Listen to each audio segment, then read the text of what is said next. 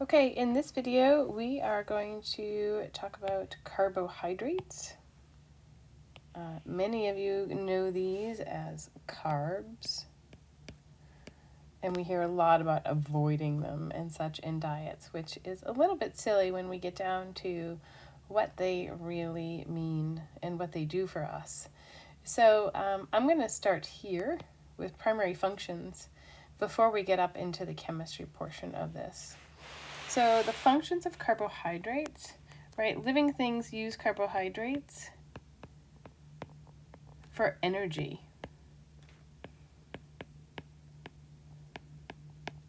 We literally can't do anything without this type of energy.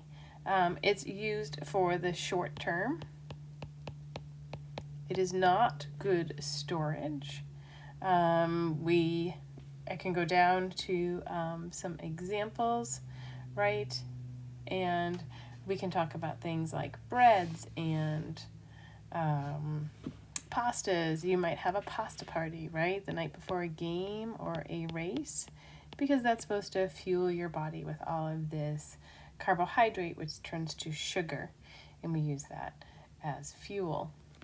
However, some organisms use carbohydrates, some, not many, plants, of course, and some animals use it for structure.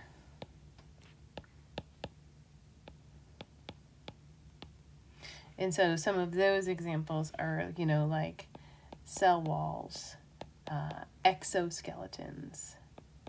I don't think I can fit that. I did. And they're going to help give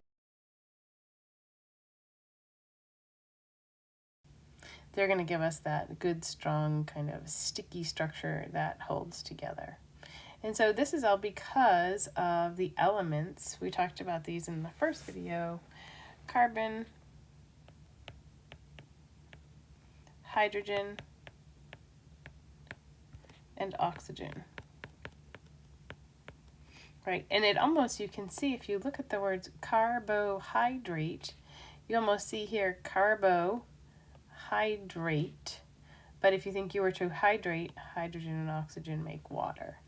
So really, it's that cool combination that we can remember. And often when we build things into carbohydrates, they're in a ratio of 1 carbon to 2 hydrogens to 1 oxygen. And the biggest carbohydrate that we talk about is glucose, and that is written as C6H12O6, right? We call that glucose.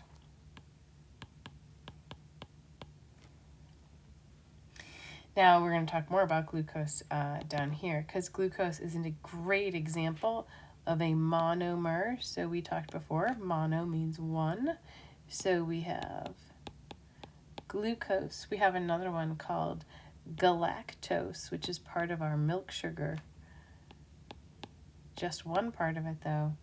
And we have fructose, which we find in fruit.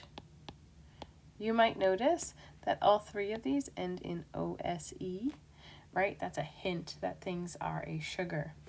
And so the monomer of carbohydrates is in fact a monosaccharide.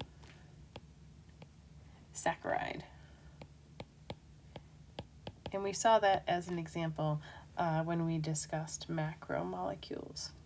The polymer of carbohydrates are, really simply put,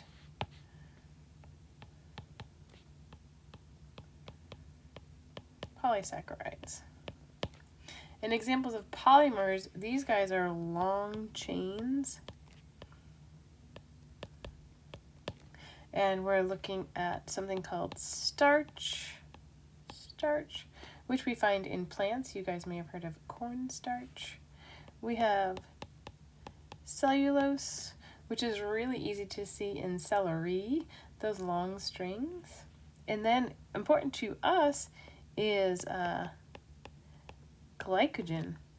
Glycogen is where we store excess energy in our muscles and liver.